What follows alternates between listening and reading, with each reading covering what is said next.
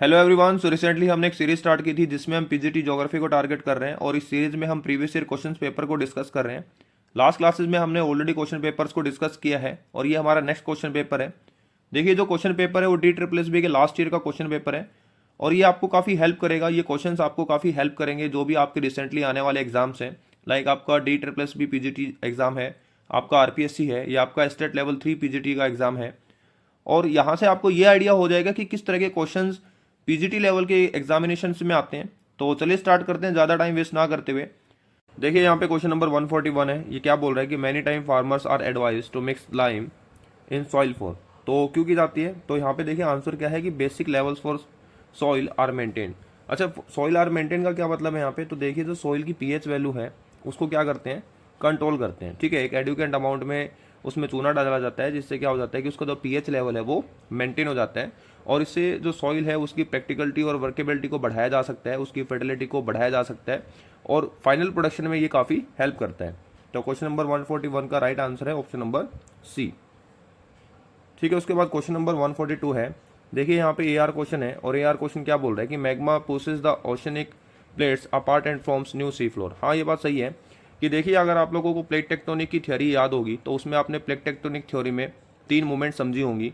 एक मूवमेंट है जिसमें प्लेट्स आपस में टकरा रही है यानी कन्वर्जेंट है, दूसरी डाइवर्जेंट है और तीसरी क्या है, ट्रांसफॉर्म है। तो इस तरह की जब डाइवर्जेंट मूवमेंट्स होती है तो वहाँ से मैग्मा बाहर आता है, यानी मेंटल से मैग्मा बाहर आता है और बाहर आने के बाद क्या करता है, धीरे धीरे सॉलिडिफाई होता है, एक न्यू सी फ्लोर बनाते हैं। ठीक है, तो ए हमारा ठीक है। उसके बाद आर है new sea bed floor can be created by unroofing mantle directly. देखिए यहाँ पे और बात सारी ठीक है लेकिन यहाँ पे डायरेक्टली बोला हुआ है ना, तो ये आपके आंसर के अकॉर्डिंग सही नहीं है। यानी मेंटल जब एकदम से निकलेगा तो वो डायरेक्टली फ्लोर नहीं बनाएगा, उसमें बेसाल्ट रॉक्स बनेगी और उसके बाद ही क्या रहेगा, फ्लोर बनेगा। तो क्वेश्चन नंबर 142 का राइट आंसर है ऑप्शन नंबर बी।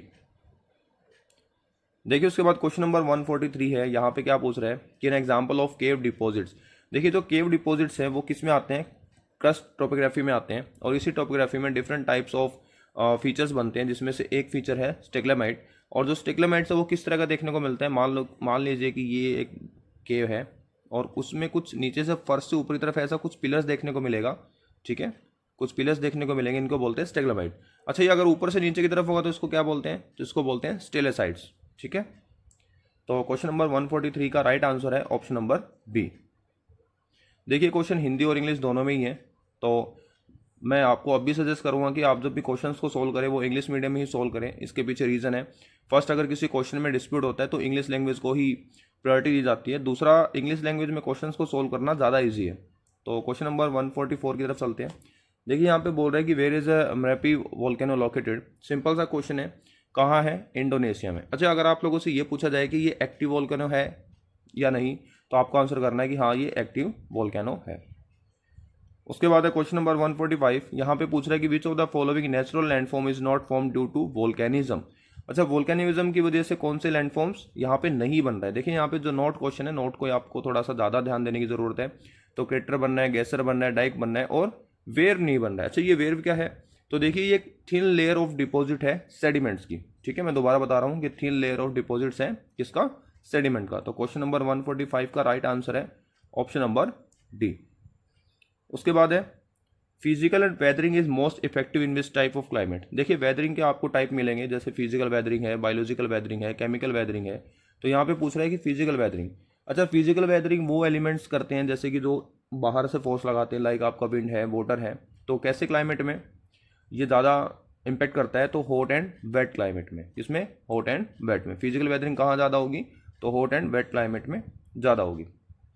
उसके बाद है क्वेश्चन नंबर 147। देखिए यहाँ पे क्वेश्चन है कि Red Sea is an example of. तो रेड सी किसका एग्जाम्पल है, रिफ्ट वैली का है। किसका है, रिफ्ट का है, फोल्ड वैली का नहीं है, यू शेप्ड का नहीं है, वी शेप्ड का नहीं है। अच्छा, रिफ्ट का क्या मतलब होता है, ऊबड़ खाबड़ जो वैलीज है उसका।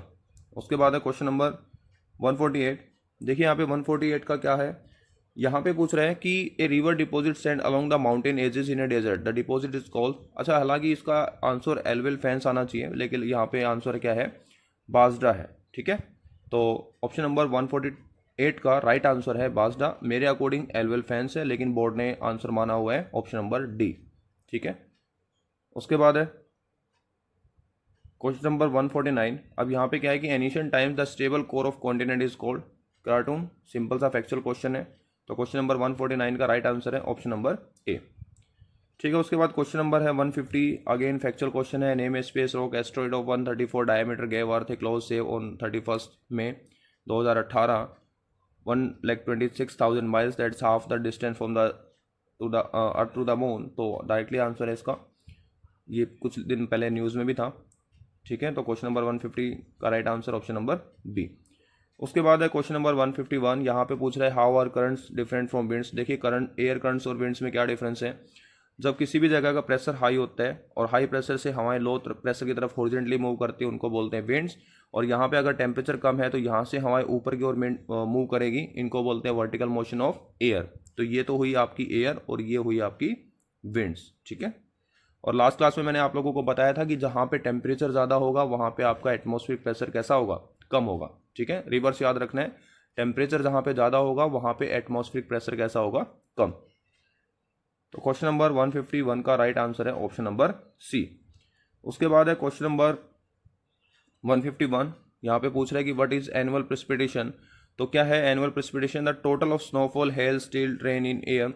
ऐसा मान लीजिए कि एटमॉस्फेयर में जो भी आपका ह्यूमिडिटी है वो किसी भी फॉर्म में अगर दोबारा से वाइस वर्सा दोबारा से अर्थ के ऊपर आ रही है तो उसको ही हम क्या बोलते हैं, प्रेसिपिटेशन बोलते हैं। और इसमें ही आएगा total snowfall hello slit and year. ठीक है, तो क्वेश्चन नंबर 152 का राइट आंसर है ऑप्शन नंबर बी। ठीक है, उसके बाद क्वेश्चन नंबर 153 है, यहाँ पे AR क्वेश्चन है। यहाँ पे पूछ रहे हैं कि in the atmosphere of primitive earth there was no oxygen. हाँ ये बात सही है, यहाँ पे NCERT से डायरेक्टली क्वेश्चन है ये आपका +1 फंडामेंटल फिजिकल ज्योग्राफी, जहाँ पे अर्थ ओरिजिन और रिवोल्यूशन की बात होती है। तो उसमें आप पढ़ते हो कि अर्थ के इनिशियल टाइम में क्या नहीं थी, ऑक्सीजन नहीं थी। कौन सी गैसेज थी, तो हाइड्रोजन और हीलियम थी। उसके बाद रीजन है earth early atmosphere were probably formed from the gases given out by volcano. हाँ ये ऐसा हुआ। देखिए डिफरेंट थियरीज के अकॉर्डिंग क्या था कि अर्थ का जो टेम्परेचर है वो इनिशियल स्टेज में कैसा था, ज़्यादा था। और एक डीगैसिंग प्रोसेस होती है और अकर्षण प्रोसेस होती है। डीगैसिंग प्रोसेस में वोल्केनो से क्या है, मटेरियल बाहर निकल रहा है, गैसेस बाहर निकल रही हैं और धीरे धीरे वही गैसेस बाद में डेंस होती है और एक फोटोसिंथेसिस प्रोसेस होती है जिससे क्या बनता है, आपका ऑक्सीजन बनता है। तो both A and R true and R is the correct explanation of A. देखिए यहाँ पे मैं क्वेश्चंस को सोल्व करा रहा हूँ, ज़्यादा मैं डिटेल से नहीं बता पाऊंगा। हाँ इतना मैं ज़रूर बता दूंगा जिससे आपके क्वेश्चन को सोल्व करने में आपको हेल्प होगी। तो क्वेश्चन नंबर 153 का राइट आंसर है option number A. I hope यहाँ तक चीज़ें आपको समझ में आ रही होंगी। उसके बाद है which of the following grassland are known as the big game country. तो यहाँ पे ये सवाना का, साउथ अफ्रीका का एक डेजर्ट, एक या ऐसा बोल सकते हो ग्रासलैंड एरिया है डेजर्ट्स के पास। और यहाँ पे क्या है, जो भी हैवी एनिमल्स हैं वो यहाँ पे सर्वाइव करते हैं, इसलिए इसको बोलते हैं बिग गेम कंट्री। अच्छा कैसे हैवी एनिमल्स, लाइक आपका बोफेलो है, लॉयन है, एलिफेंट्स है, जेब्रा एक्सेट्रा। उसके बाद है क्वेश्चन नंबर 155, यहाँ पे है the powerful cold ice winds of polar region are name. देखिए यहाँ पे लोकल विंड्स नेम है, तो क्या है, ब्लिजार्ड्स है। क्या है, ब्लिजार्ड्स। उसके बाद है क्वेश्चन नंबर 156, यहाँ पे क्या है, एक क्लाउड बर्स्ट इज। तो क्लाउड बर्स्ट क्या है, देखिए जो वैसे क्लाउड बर्स्ट क्या होता है, जो 100 मिलीमीटर या 4 इंचेस रेनफॉल होती है 1 घंटे या 1 घंटे से कम के टाइम में, उसी को हम क्या बोलते हैं, क्लाउड बर्स्ट। तो इसके अकॉर्डिंग देखिए यहाँ पे टाइम नहीं दिया हुआ है ऑप्शन सी में, तो आंसर है आपका thunderstorm accompanied by heavy rainfall over small area. तो क्वेश्चन नंबर 156 का राइट आंसर है ऑप्शन नंबर डी। उसके बाद है क्वेश्चन नंबर 157, सिंपल सा अगेन फैक्चुअल क्वेश्चन है। Name the instrument to measure atmospheric humidity. जो एयर हमारी कंपोजिशन होता है, एयर कंपोजिशन होता है, उसमें वाटर होता है, डस्ट होता है और गैसेस होती हैं। तो उस ह्यूमिडिटी को कैलकुलेट करने के लिए, मेजर करने के लिए कौन सा इंस्ट्रूमेंट यूज होता है, तो आंसर है हाइग्रोमीटर। ठीक है, बैरोमीटर होता है प्रेशर को मापने का। ठीक है, तो क्वेश्चन नंबर 157 का राइट आंसर है ऑप्शन नंबर ए। उसके बाद है क्वेश्चन नंबर 158, देखिए यहाँ पे पूछ रहा है कि identify the type of rainfall that is accompanied by the thunder and lightning. तो यहाँ पे कैसी रेनफॉल होती है, कन्वेक्शनल रेनफॉल। देखिए रेनफॉल के 3 टाइप है, कन्वेक्शनल है, ओरोग्राफिक है और आपकी फ्रंटल रेनफॉल है। ठीक है, तो कन्वेक्शनल रेनफॉल में क्या होता है कि लेटेंट हीट के कारण इवापोरेशन होती है और ऊपर की ओर जो आपका वाटर वेपर्स हैं, हवाएं ऊपर की ओर जाती हैं और धीरे धीरे कंडेंस होती है, ठंडी होती हैं, ट्रोपोस्फेयर से टकराती है, यहाँ पे क्या करती है, क्लाउड्स फॉर्मेशन करती है और बारिश करती है। ठीक है, तो इसी टाइप की रेनफॉल को क्या बोलते हैं, कन्वेक्शनल रेनफॉल। तो क्वेश्चन नंबर 158 का राइट आंसर है ऑप्शन नंबर ए। उसके बाद है क्वेश्चन नंबर 159, ये हमारा सेकंड लास्ट क्वेश्चन है। Which of the following is a planetary winds, तो वेस्टर्लीज है। अच्छा वेस्टर्लीज अगर पूछा जाए कि कौन से लैटिट्यूड्स पे फ्लो करती है तो 30 डिग्री से लेके 60 डिग्री नॉर्थ और साउथ बोथ, ठीक है। उसके बाद this is the last question, the maximum anomalies of temperature happens in, anomalies का मतलब क्या है कि जो टेम्परेचर में चेंज, ज़्यादा चेंज आपको कहाँ देखने को मिलता है, तो आंसर है नदर्न हेमिस्फीयर, ठीक है, आंसर है नदर्न हेमिस्फीयर। इसके कुछ रीजनल डिफरेंसेस हो सकते हैं या रीजनल रीजन्स हो सकते हैं, ठीक है। तो इसका आंसर है क्वेश्चन नंबर 160 का option number A. I hope यहाँ तक चीज़ें आपको समझ में आई होगी। इसके बाद नेक्स्ट हम 20 क्वेश्चंस को डिस्कस करेंगे। आज के लिए सिर्फ इतना रखते हैं। Bye and have a nice day.